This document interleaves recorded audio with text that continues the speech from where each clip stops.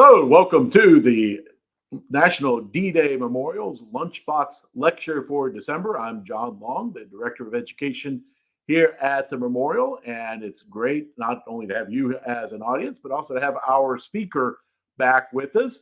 My pleasure to introduce Jim Ransom, a longtime supporter of the National D-Day Memorial, former board member, former volunteer, now living down in warmer climes of Florida. But he is with us today to speak on the subject of Pearl Harbor on a very fitting day because, of course, this is the anniversary of the United States Declaration of War in 1941.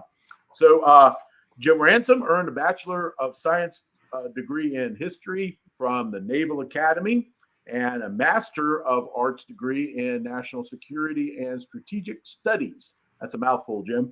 From the U.S. Naval War College. He spent 30 years with the Navy as a submarine officer, most notably commanding the USS Miami from 1998 through 2000, in which he participated in missile strikes against Iraq and Serbia.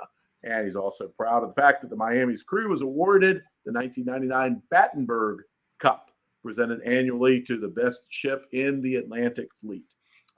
Ashore, some of his duties included company officer and history professor at the Naval Academy, chief of staff for the Pacific Submarine Force, and completed his naval career teaching strategy and policy at the Naval War College. In his retirement years, he has been an adjunct professor at the Naval War College, teaching strategy and war course for postgraduate students down in Jacksonville, Florida. And he has also written extensively about naval history and especially about the U.S. Asiatic fleet of submarines at the beginning of World War II. He's had publications in the Naval History Magazine, Submarine Review, International Journal of Naval History, and is currently working on his own book on this aspect of World War II history that comes out, well, when he finishes the book. I won't rush it, Jim, but it's my pleasure to introduce an old friend and a frequent speaker at our Lunchbox Lectures. So, Jim, good to see you. All right. Thank you, John. It's great to be back. Bedford and the National D-Day Memorial are in my heart. I just really value those years that I spent there doing that. So I'm going to talk a little bit about Pearl Harbor. If I can get my slides to come back up. There they are. So there's a picture, and I'm still there. So unfortunately, everybody has to look at me off to the side. But I'd like you to take a look at this picture, and because I'm kind of asking what's missing, what's not there. You can give it a good scrutiny and see what you see, and I'll come back to that. I don't have to question whether anybody in this group knows what yesterday was. Obviously, it was the 81st anniversary of the Japanese attack on Pearl Harbor. That was the event that essentially drew the United States into the Second World War. Henry Luce, who was the publisher of Time magazine, said that the 20th century was the American century. And if that's true, and I think there's a lot to be said for that, then Pearl Harbor was really the catalyst that propelled the U.S. To the forefront after years of isolationism.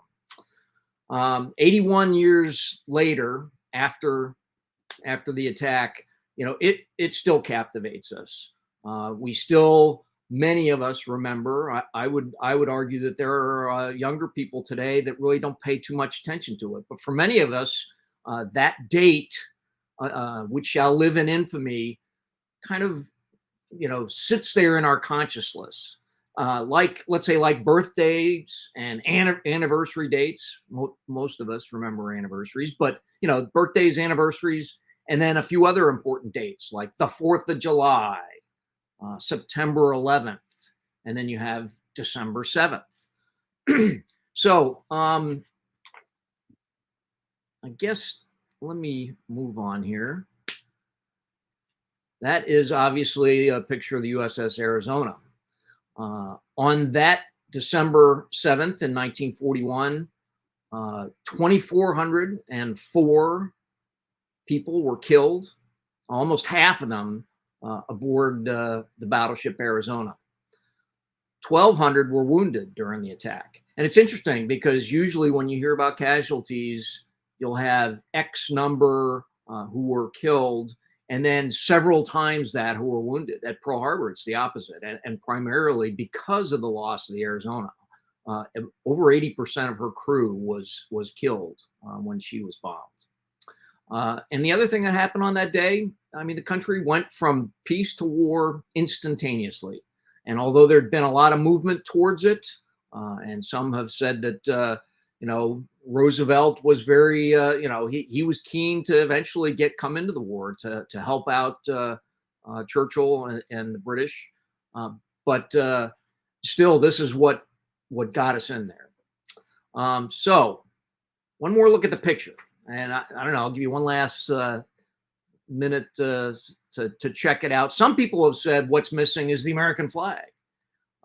And if you look at it really close, it's actually there. It's at half mast on a beautiful Hawaiian day when the trade winds weren't blowing. So you can't really see that it's there. But here is what I think is actually missing from the picture, and kind of what we're going to talk about today. These guys, the survivors of the attack. Last year in 2021, there's only a handful of Pearl Harbor survivors in attendance, around 30. And I remember being kind of concerned that whether any would be there, because the year before in 2020, when we had the virus year with the C word that shall not be mentioned, there was no commemoration ceremony. There was a small one, but none of them came. So that was the first year ever that there was no survivors of Pearl Harbor at the commemoration ceremonies. Yesterday, best as I can tell, based on very small, insignificant news clips that I've seen, there were 6 survivors present, all of them over 100. That's pretty amazing. There's a lot that stayed at home that were watching via live stream. These guys, they're amazing. Ever faithful to their shipmates and to their comrades. That number, it's 6 this year. It's just going to keep getting smaller for future commemorations. And then one sad day, as we know, none are going to be able to travel to be present for those ceremonies. And eventually, none are going to remain to represent in person the courage and sacrifice of all who were there on that day. But it should make us all proud that these survivors made it out to Hawaii to be there in person yesterday. And here's a picture of some of those hardy souls who were there. I mean, I think it's a sad thing. When I think about all those years that it seems like, when Pearl Harbor does enter our consciousness again, it's going to be on the evening of December 7th or on the morning of December 8th when we watch the evening news or we pick up the morning paper and there's a little blurb saying, here's some photos of these guys. And we've had a chance to watch them literally age before our eyes, just 1 year at a time. So it's a natural but sad result of the march of time. Here's another picture from yesterday. This is Ira Schaub, 102 years old, with a great smile.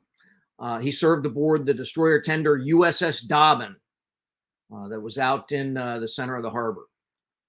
He's seated with his son Carl, who is a retired Navy commander. I mean, that's awesome. Amazing that he was there. Okay, so I really do enjoy talking about Pearl Harbor. I've done it many times and I've approached it from many different angles. I think I've presented to the Lunchbox Lecture series before. I think I might have talked about, I don't know, seeing it from a different angle. I know I've talked before about what else happened on December 7th around the world besides just the attack on Pearl Harbor. But today, what I'd like to focus on is not Japanese aircraft carriers. We're not going to talk about Japanese planes. We're not going to talk much about bombed and torpedoed ships. What I'd like to talk about is some of these guys here. And also some of these guys.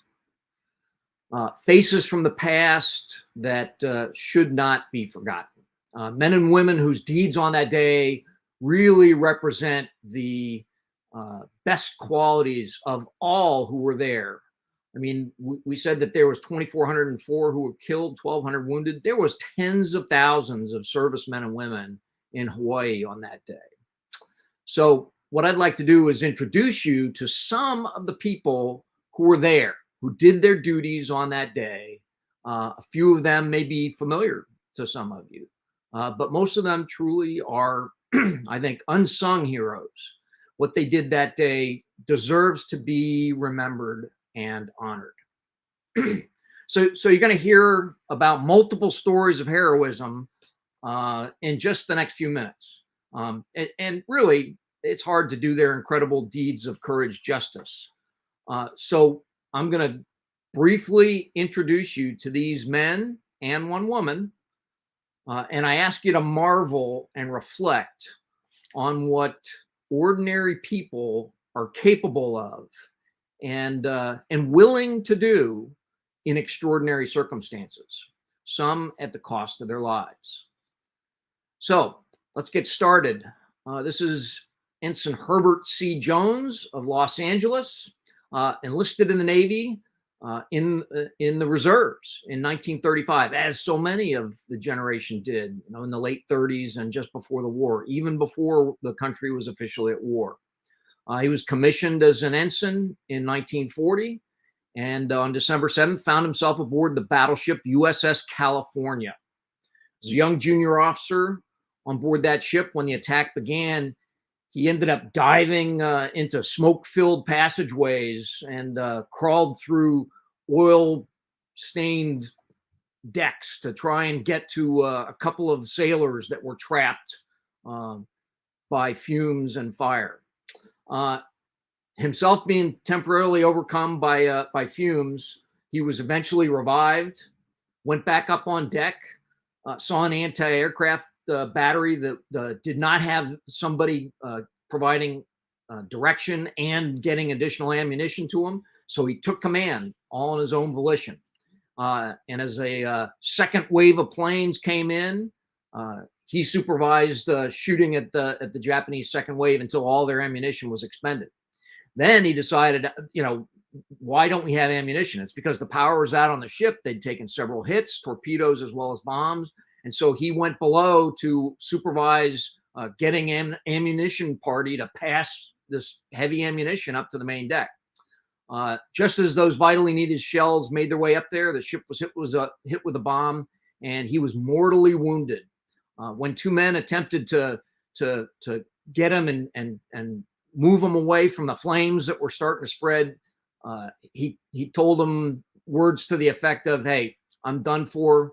Leave me here. You guys save yourselves." He was 23 years old, which I guess means he was 17 when he enlisted in the Navy in 1935. All right, next. This is Chief Bosun's mate Edwin Hill of the USS Nevada, one of the other battleships parked on Battleship Row on that day. He's an old salt, served in World War I at Pearl Harbor. He was basically the guy in charge of the entire deck of the battleship as a bosun. Nevada was the only battleship to get underway that day. I know a lot of people probably are familiar with that fact. But she was there getting up steam when the attack began, and he realized the ship was going to be getting underway, but was still moored to the pier. So he and a small party dove into the water from the deck of the battleship, swam over to the pier, and chopped and released the lines, the mooring lines that were holding the ship to the pier. So he did that while he's being strafed by Japanese aircraft. There's bombs exploding everywhere, smoke, fire. He's really in the middle of a hellstorm. That in and of itself is pretty amazing. But what he did next is, I think, even more amazing. He essentially dove back into the water, swam to his ship as it's starting to move away from the pier, got brought back on board, and continued with his duties as Nevada headed out the channel towards the mouth of Pearl Harbor. Now, as you can guess, and I know a few of you know, this attracted a battleship underway in the middle of Pearl Harbor, attracted a lot of Japanese attention, and they really focused on trying to sink the Nevada to bottle up the rest of the Pacific Fleet in the channel.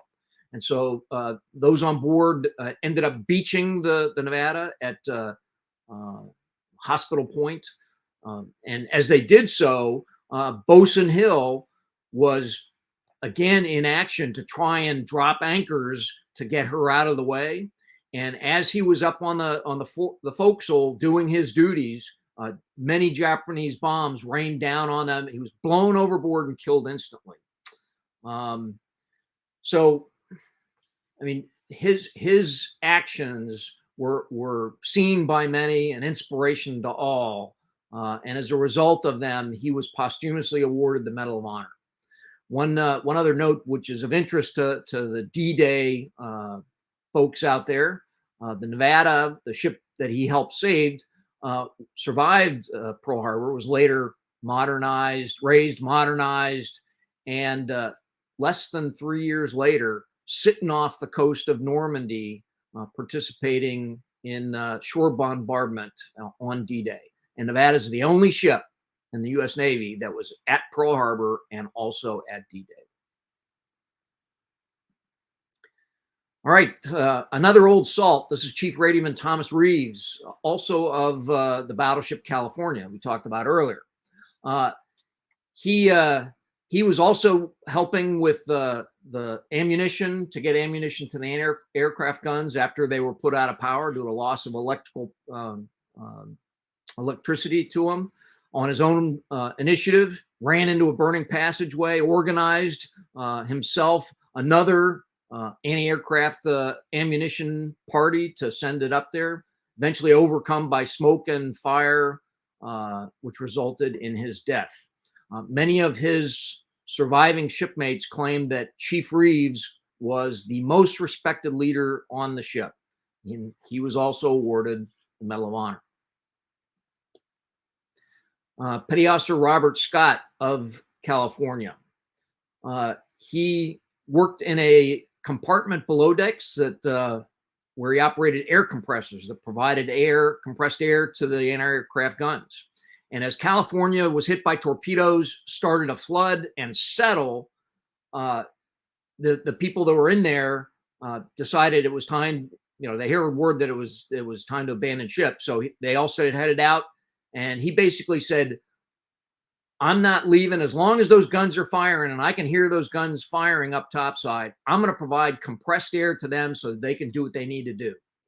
And with that, he ended up losing his life down deep inside the ship. He also was posthumously awarded the Medal of Honor. All right. This is First Lieutenant Annie Fox. She served as an Army nurse during the First World War and was still in the service at the start of the Second World War. She worked at Hickam Airfield, where she was the head nurse for a hospital on Hickam Army Air Corps Base. As the Japanese attacked and the casualties started to flow in, she was absolutely everywhere, taking care of the injured, supervising what was happening. There was too many injured that came in, so she worked tirelessly to get them sent to another hospital. She was just a whirlwind of activity. When it was all over, for her extraordinary service, Lieutenant Fox was awarded the Purple Heart. Now, she was the first servicewoman ever to receive the Purple Heart. Interestingly enough, and this may not be well known, in 1941 and early 1942, when she was awarded her Purple Heart, there was no requirement that you be wounded or killed to receive that. A Purple Heart was given prior to that time for extraordinary service in extraordinary circumstances. During the war, when they changed the criteria to having to be killed or wounded, she was awarded the Bronze Star. So pretty amazing. How about that? This baby-faced young guy is Seaman James Richard Ward of the USS Oklahoma. He was 19 years old when he enlisted in the Navy. Oklahoma was hit by multiple torpedoes soon after the battle began, and the ship began to list dangerously. It was soon apparent that Oklahoma was going to capsize. She was on her way towards rolling over. Seaman Ward worked in his battle station was in one of the main 14-inch gun turrets. And as the crew of 100 started to leave there, he stationed himself in a place where he could, with a flashlight, light the way so that everybody could find their way out as the ship continued to list dangerously. Most of those in the gun turret did get out. They knew it was him who was holding the flashlight. Seaman Ward did not escape, thereby sacrificing his life to save other members of the crew. Another posthumous award of the Medal of Honor. This is Doris Miller, known as Dory. He came from Waco, Texas. Was assigned as a mess attendant on board, a cook, essentially, on board the battleship West Virginia. He rushed to his battle station as soon as the shooting started. Finding it destroyed, the former amateur boxer sprinted out to the main deck where there was injured everywhere, and he started assisting with triaging them, helping the pharmacist mates, the corpsmen who were working on those injured. He personally attended to West Virginia's skipper. The captain had been mortally wounded and was in a location where he was probably going to be consumed by fire. And Seaman Miller assisted him prior to him dying. At that point, he decided, with no weapons training, he was a cook. He found an anti-aircraft battery that was undermanned, and he went to assist them. Eventually, he ended up taking charge of that battery, manned the gun himself, and for the next 15 minutes, he was shooting at the Japanese planes as they swarmed all around the harbor. For his actions that day, he was awarded the Navy Cross, the first African-American to ever receive such an award. Later, as a bona fide war hero, he toured across the nation for rallies speaking about war bonds. Later in the war, he was reassigned to another aircraft carrier in the Pacific, USS Liscombe Bay, which was later torpedoed and sunk, and he lost his life. I'm going to come back and talk about him near the end here today. Let's go back to the Nevada. Obviously, one of my favorite stories is that ship. Really inspiring. But Warrant Officer Machinist Donald Ross was assigned to the engineering department on board that ship. We got to give some love to the engineers. We talk a lot about lots of other people, but these guys are deep in the bowels of the ship.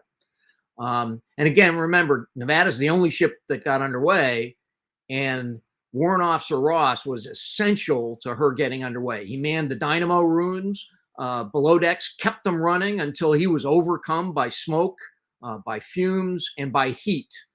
He actually cleared everybody else and said out of the space. He stayed in there so that he could do what he needed to do. He was essentially blinded, fell unconscious. Later, somebody found him, revived him, and he went back to work doing the same thing as the ship continued towards the mouth of Pearl Harbor. Once the Nevada was beached, he had basically done his duty. And his actions really were what kept the ship with power to get her going downstream. He was very good friends with Bosun Hill that we talked about earlier, but only one of those two survived the day. And Warrant Officer Ross did survive. He stayed on the Nevada for the entire war. He was commissioned as a commissioned officer. Retired from the Navy as a captain, and he was actually a frequent speaker at Pearl Harbor commemorations. And this is a picture of him at the age of 80 at the 50th anniversary of the attack on Pearl Harbor, December 7th, 1991. We're going to actually mention him a little bit later, too. Okay, so I know a lot of you have seen the movie Tora, Tora, Tora. Classic movie. But there's a scene in there where you see a couple of young pilots, you know, they figure out that there's an attack on. They jump into a car, drive out to an outlying airfield, hop into a couple of P-40s and take off. That's actually a true story. Okay, that actually happened, and that's the story of Second Lieutenants Kenneth Taylor and George Welch. Both these guys are they're youngsters. They had been out downtown Honolulu the night before playing poker, enjoying the good life in Hawaii, and made it back to the base. At 8 o'clock, they were awakened by the sounds of bombs and strafing, and they did just that. They jumped into Taylor's old Buick, made their way out to Haleiwa Airfield, got into two P-40s, and made their way up into the air. There they waged a lonely battle against overwhelming odds with Japanese Zero fighters. They actually managed to not get shot down, landed once, and both rearmed with additional ammunition, took off again against, again, overwhelming odds. They claimed to have shot down a couple of Japanese planes. For their valor on that day, they were awarded the Distinguished Service Cross. Next. This is Chief Water Tender Peter Tomich. He was another old salt, served in World War I in the U.S. Army. And after the war, he got smart. He joined the Navy. And at Pearl Harbor, he was assigned to the USS Utah, worked down in the boiler rooms. The Utah was an old elderly ship that had previously been a battleship and that now was assigned as a target. Utah had the misfortune of being berthed where the aircraft carriers normally were berthed. And as we know, the aircraft carriers were out to sea that day, fortunately for them. So Utah attracted a lot of attention by the Japanese bombers, hit and eventually started to capsize. He was down working in the boiler room, kind of a boiler tender kind of guy, and he ordered everybody out as the ship started to roll over. He stayed there and said, "I've got to secure the boilers so they don't explode." And that resulted in the loss of his life.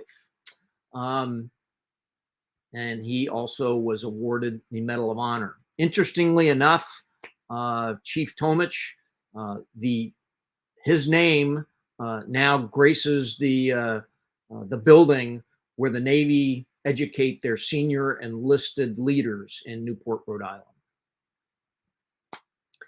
And finally, Chief Aviation Ordnanceman John Finn.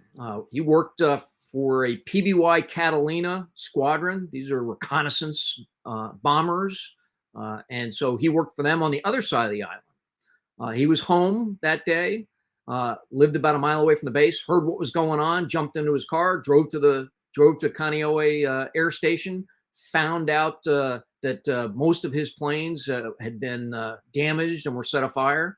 He went into a plane, grabbed some machine guns and ammunition out of it, set up a mobile tripod out in the middle of the runway as the planes are still flying around and strafing the airfield, and began blasting away at the Japanese planes. He did so for hours until he was severely wounded. He was taken away, kind of came back to, went back out and did it again. For his amazing exploits that day, he was awarded the Medal of Honor. And I got to tell you, this guy, he's a pretty funny guy. Lived to be 100. In 2009, he was interviewed, and he said this. He said, "I was just a good old Navy sailor who did his duty." And these are his exact words here. "That damned hero stuff is a bunch of crap, I guess. You got to understand that there's all kinds of heroes, but they never get a chance to be in a hero's position."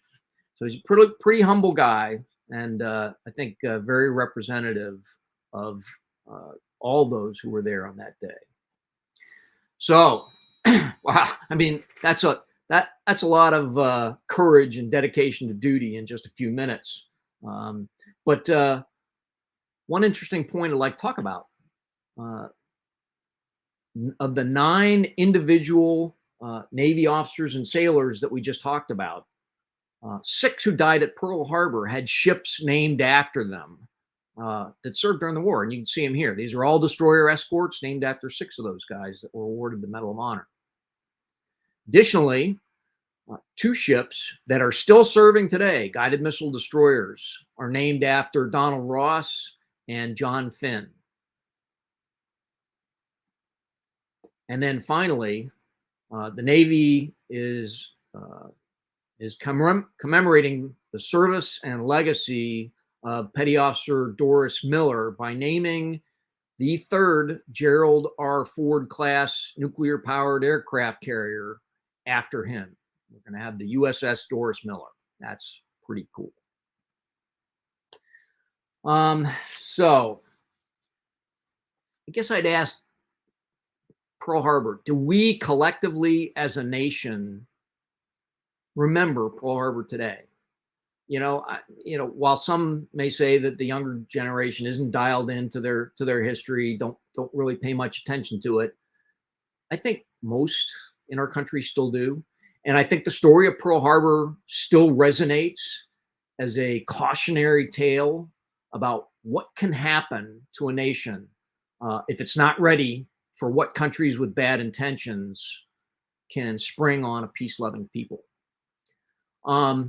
What I'd like you to think about today and to remember today is these guys, the young men and women who were there. And although we only talked about the exploits of a few of them, those few represent, in the words that every sailor knows well, the honor, courage, and commitment of all of them. Or you could say, in the words of the National D-Day Memorial, the valor, fidelity, and sacrifice of all of them. So let's take a look at some of these guys. And most of these are older pictures, so a lot of them may not be around anymore. This gentleman right here is named Lou Conter. He's a USS Arizona survivor. That picture is a few years old. Lou is still around. He couldn't make it out to Pearl Harbor, but that's him earlier this month. And I actually saw an interview. He was interviewed, so good on him. Here's some more.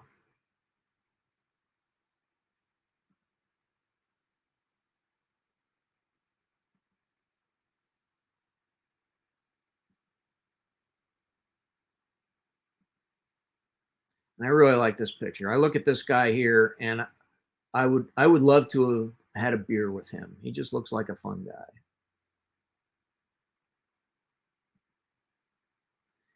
And this kind of sums up our Pearl Harbor survivors for me. Whether they knew each other then or not, doesn't matter. They've been through something together. They share a common bond, and those are comrades, probably shipmates forever. God bless them. So it's the day after, right? It's December 8th. But I still like to ask, even though you may not have seen them on the 30-second piece on the news last night or read it in the paper today, I'd ask you to remember these men and women who are truly unsung heroes. Remember them for the strong youths that they were then, and the proud aging veterans that they became.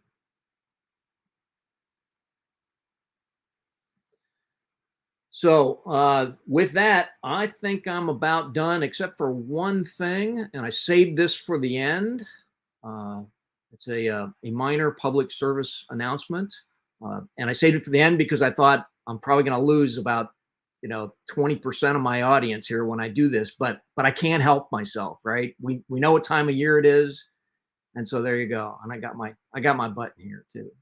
So with that, John, I'm going to turn it back over to you, see if anybody has any questions or we want to talk about anything.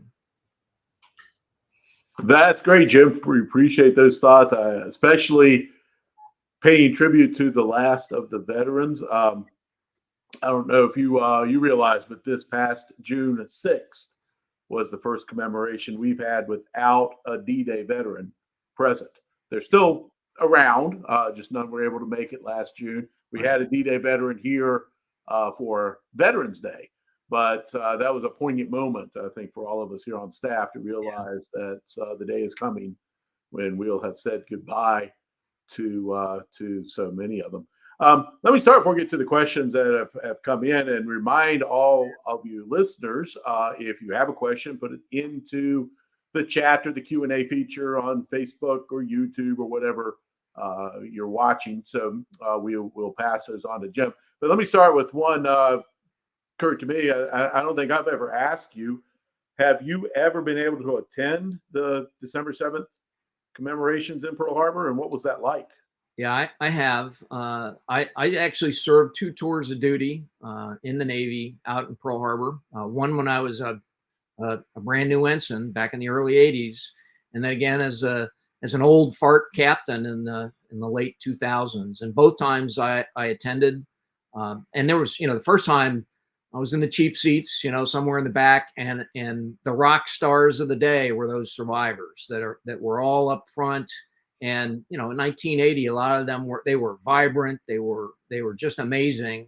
I did get a chance to talk with a few of them as an ensign, and it was just an amazing experience. Later on, at the very end, before I retired, it was a different feel. They were much older. I think they knew at that point that their time was limited, but it was still just to be there.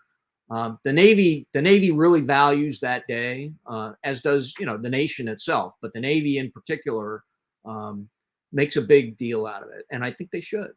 I'm glad that they do. Okay.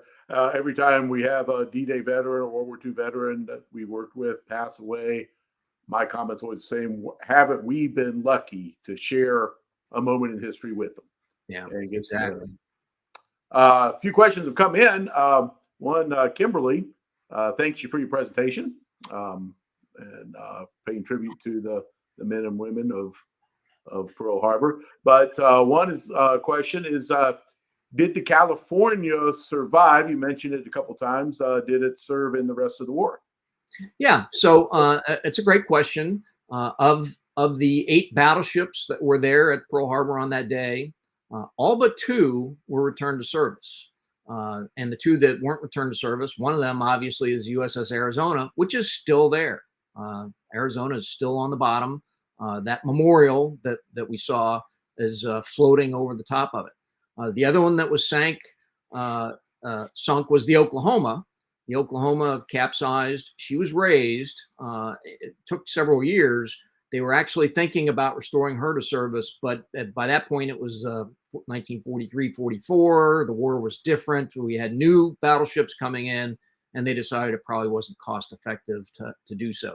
So the California, as well as all the other battleships that were damaged, some more than others. California was essentially sunk, and she was lying on the bottom. Thank goodness the fleet wasn't at sea that day, because if the fleet was at sea that day, it would have sunk in several thousand fathoms of water, and we wouldn't have gotten those ships back, and we wouldn't have gotten a lot of those men back either. So California was sunk, but she was raised, modernized, returned to service. And if you ever want to find something interesting, I would commend you to read about the Battle of Leyte Gulf, where one of the actions that occurred there was one in which a lot of these battleships that were at Pearl Harbor and had been modernized were in a battle line for the last battleship versus battleship battle ever to occur, and acquitted themselves very well. Excellent. Another question. How many Japanese planes were shot down? Oh, numbers. I couldn't give you an exact number. It's more than 10 and less than 30, out of several hundred planes that were involved in it. So, you know, it was probably around somewhere between 5 and 10% of the planes that took part in the whole thing. And I'm sorry, I just don't know the exact numbers, but I would tell you that very few in the first wave were shot down. Okay, there were two waves that occurred. The first was started at 7:55, and then after basically about 45 minutes, they were gone and headed back to the carriers. The second wave came in sometime closer to between 8:45 and 9. And at that point, guess who was ready for them, right? The United States Navy at that point everybody was manned, and there was a wave of anti-aircraft fire that was going up. So most of the Japanese planes that were lost then. Not too many. I mean, we talked about the two aviators that got up. They claimed to have shot down some Japanese planes. Not sure if that actually happened. The Japanese did not believe that any of their planes were shot down by other planes. But yeah, things after the first wave, it was a lot harder, which is one of the reasons why Admiral Nagumo, who was in charge of the Pearl Harbor attack force, made the decision after the second wave came back to not launch a third wave, which he was criticized very heavily by a lot in the Imperial Japanese Navy for doing that. They thought should have sent more back in there, but he had taken losses. He found out the American aircraft carriers weren't there, and he was concerned with where they were and what they might do, how many there were. So he decided he'd done his duty and it was time to head back home. Weren't there also at least one Japanese midget submarine sunk? Yes. Oh, well, there was there was several Japanese submarines involved in this operation, and a couple of them carried midget submarines. So I believe the number was, I think it was 6. I think there were 6 Japanese midget submarines. I think 5 of them made their way, or it might have been 4, made their way into the harbor. And it's not known. You know, it's believed, and I've seen recent documentaries that where they say they think that these midget submarines actually got some torpedo shots off. Maybe some of the torpedo hits at the battleships on Battleship Row came from the midget submarines, but they haven't really come out and confirmed that for real. But it's assumed that could have happened. Several of them were sunk. A couple washed up ashore. One on the other side of the island, and there was a crewman who was actually captured, first Japanese to be captured. And then, interestingly enough, one was sunk before the attack started, and that was the sunk by the USS Ward, an old World War I destroyer that was on patrol duty outside, saw it trying to sneak its way into Pearl Harbor, and shot at it with its 4-inch gun, put one right through the conning tower, and that submarine has been found. I think maybe 10 years ago or so. They actually found it in a couple thousand fathoms of water outside the base. Excellent. Another question. Do you know how many American service people were at both Pearl Harbor and D-Day? Thought of the crew of the Nevada. How many were still aboard? Yeah, I don't know. I don't think I could say exactly. I mean, we do know that Warrant Officer Ross was definitely one. In those days, it was much more likely that you would stay aboard a ship for a longer period of time than it is today. I mean, these days, 2, 3, 4 years, and they're looking to move you someplace else. Back then, and during the war, you might have a better chance of staying aboard. Now, because Nevada, though, was essentially sunk. She was lying on the bottom after she beached herself at Pearl Harbor. She had to be raised. She had to go back to the West Coast to shipyard to be repaired and modernized. I would think at that point, a lot of those sailors and officers that were on board probably got sent off to other ships, new ships that were being built. So I couldn't tell you exactly, but I'm sure there were probably some. I know we have in our collection a medal set from a soldier who was at both, but I didn't think to look up his name. I should have brought the medals up and show them off, but there were some Army personnel as well. Yeah, sure. I mean, you would have had guys there stationed. They would have either been at Hickam Airfield or at Schofield Army Barracks or Wheeler Airfield, something like that, and then off someplace else.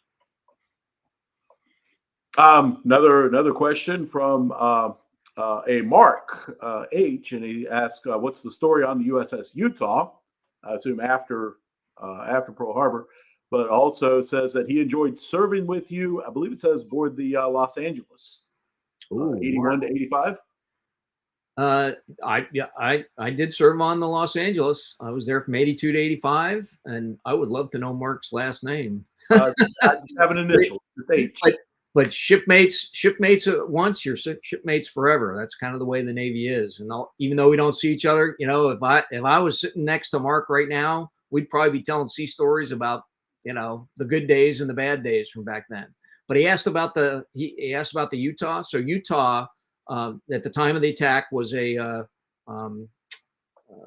target ship, capsized, and Utah, along with the Arizona, are the only two ships that remain in Pearl Harbor. So Arizona is still there, and the Utah is still there. And there is a small memorial, not like the Arizona memorial, but there's a small memorial to the Utah on Ford Island, near where the remains of the ship are.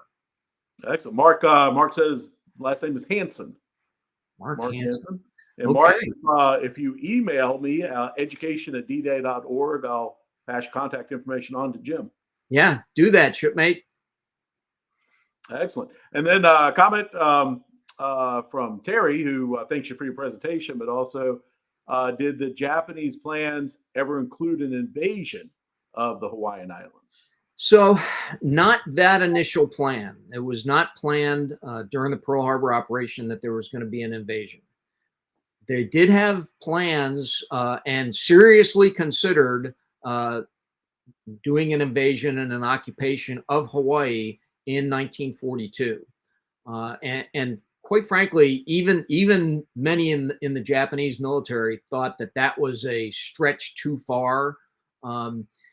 One of the problems that Japan had during the war is essentially they expanded so far initially, and their defensive border. I mean, it was an offensive border initially. It just kept moving out and out, and at some point they're thinking we're kind of far from home, and we got to feed, and we got to provide for all these people, supply for anybody that's out there.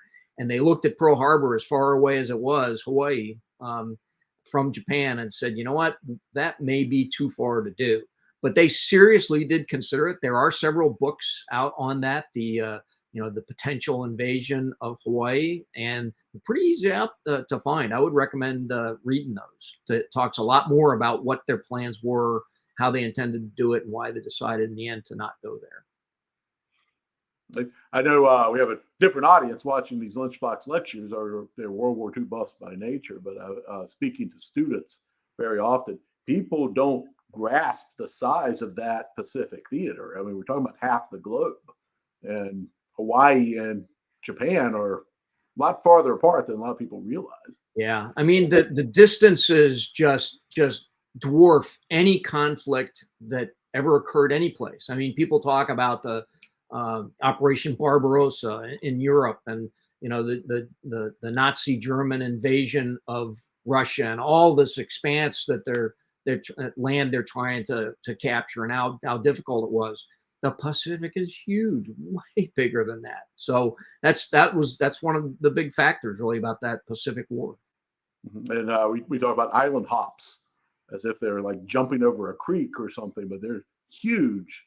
Yeah, distances that are being hopped. They're hopping 500,000 miles, just like that. So, and yet, I think one of the great lessons of Pearl Harbor is that we did not do what the Japanese hoped we would, which is roll over and play dead. At that point, we said, okay, we're going to go take back every one of those islands, and had it not been for Manhattan Project, would have invaded Japan itself. So. One of the great lessons is how we responded.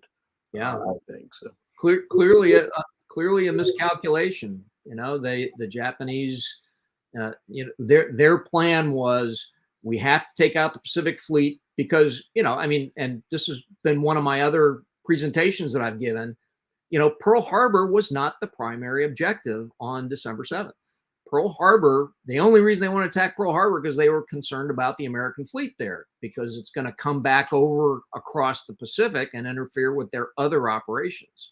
The gem in the crown that they were trying to get was the oil and other resources of the Dutch East Indies, Exactly. so, which is now Indonesia.